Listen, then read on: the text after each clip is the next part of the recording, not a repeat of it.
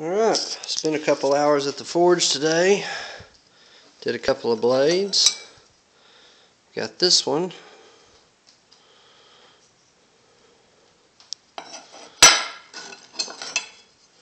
And then this one.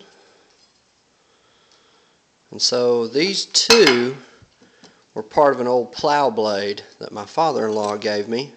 And I cut one side of it off, drew it down, and then forged the blade shape.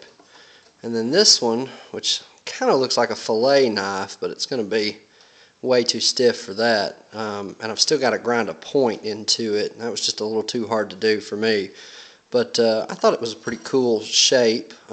This was an old bastard file that I found out of my grandpa's barn that I used to make that.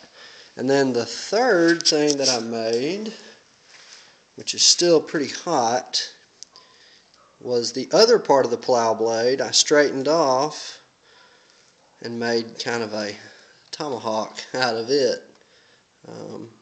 Like I said, it's still really hot. I've still got to grind it out and do a little more on it, but for the most part it's done.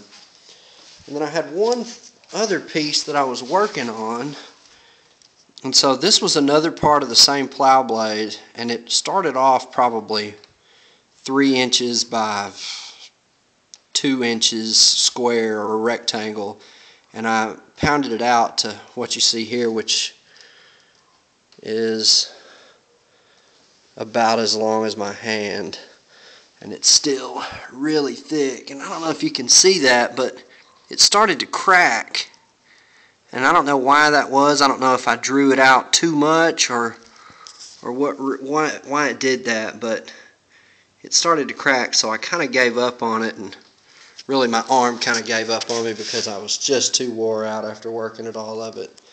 While I'm here, this is my little railroad track anvil and the little stand I made for it. It kind of rocks all around as you use it, but it does well enough. I've built some little tool racks and stuff to put my hammers and everything on. But the anvil, the little railroad track anvil, works really well. I picked it up at a flea market in Louisiana for about $10, and you can see this side they rounded off, and then this side they left at a 90. The weld for the horn is on there really well. I don't really use the horn because of the rounded edge of the anvil, but I mean, it's there if I need to. And then I drilled a little Pritchell hole in it too, so I've got that. And that's it. That's my setup. There's the forge, and of course I've had the garage door open, just got it shut so for the camera. And that's it. I'm wore out. Thanks a lot, YouTube. See you later.